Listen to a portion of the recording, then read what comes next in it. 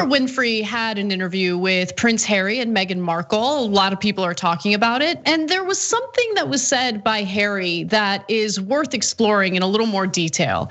He talked specifically about the cozy relationship between the royal family and the UK tabloids. Take a look. I also am acutely aware of where my family stand and how scared they are of the tabloids turning on them. Turning on them for what? They're the royal family. Yes, but it's there is this invisible, what's termed or referred to as the invisible contract behind closed doors between the institution and the tabloids, the UK tabloids. How so? Well, it is to simplify. It's a case of if you as a family member are willing to wine, dine, and give full access to these reporters, then you will get better press.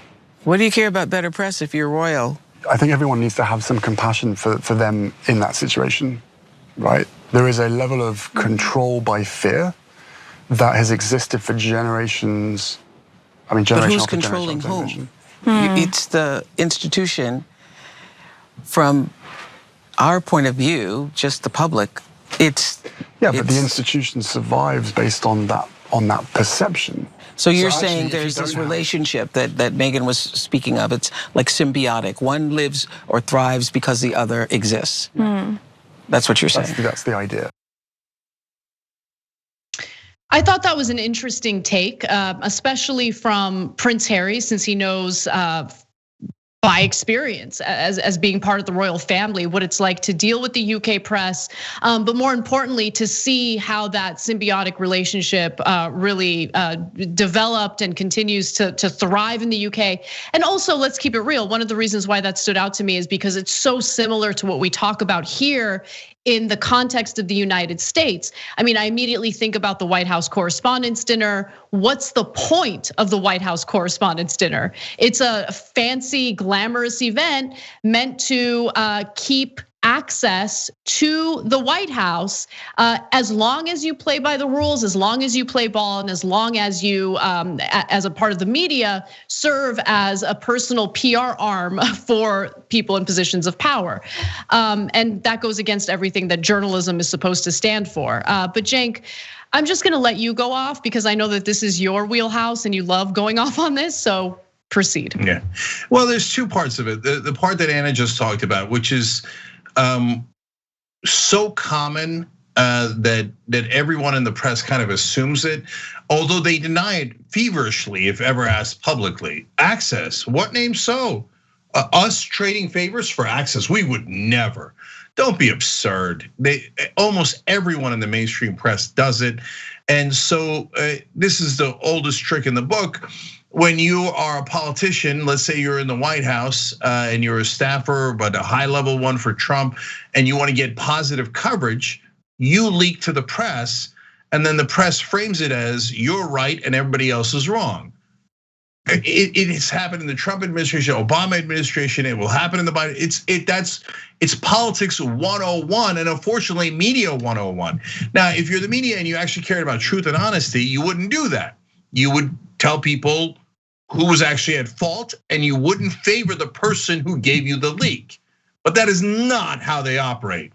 And as consumers of news, we want you guys to know that so that you can correctly analyze this. I once interviewed Noam Chomsky about this, and I said, how do you even read the New York Times or listen to NPR or watch CNN? Because you know you're the guy who literally wrote the book on manufacturing consent, and you know that they've got an agenda. And he's like, look, the agenda is, once you're trained on it, is super easy to spot.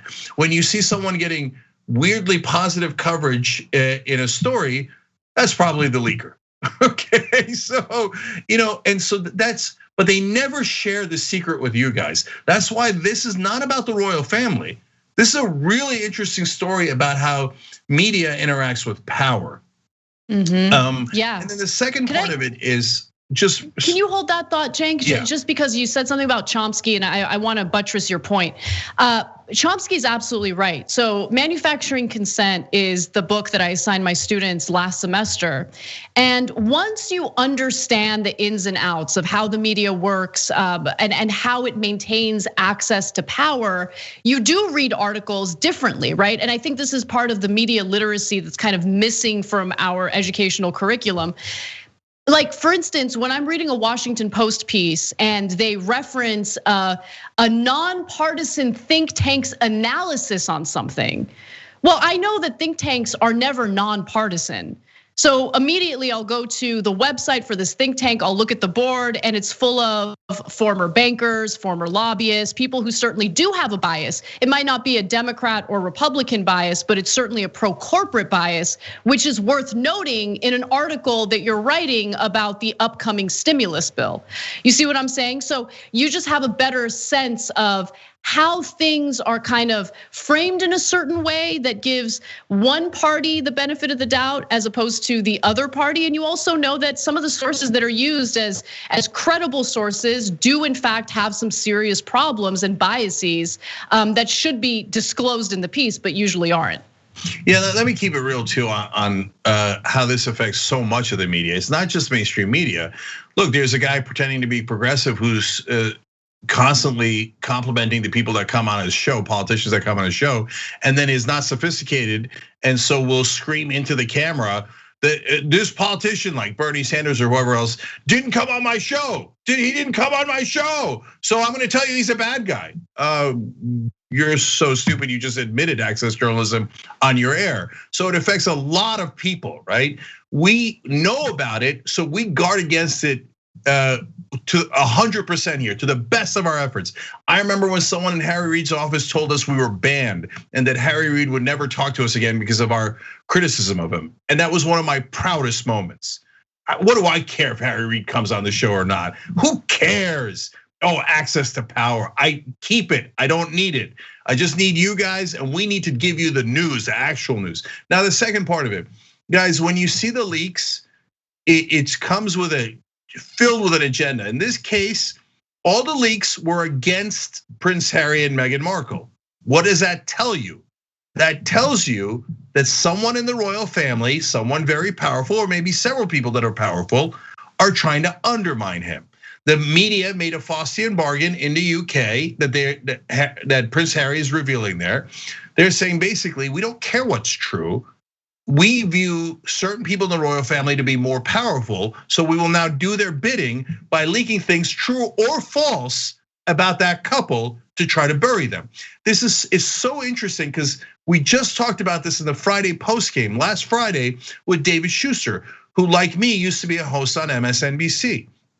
And we both had stories about how MSNBC leaked things about us that were outrageous. In my case, they leaked ratings from 6 months ago to try to bury me because my ratings were so good, they had to go back 6 months. These are things you can see in the articles. If you had already seen this and you read that article, you'd be like, wait, why are they talking about ratings from 6 months ago? Oh, this is a leak meant to hurt Cenk.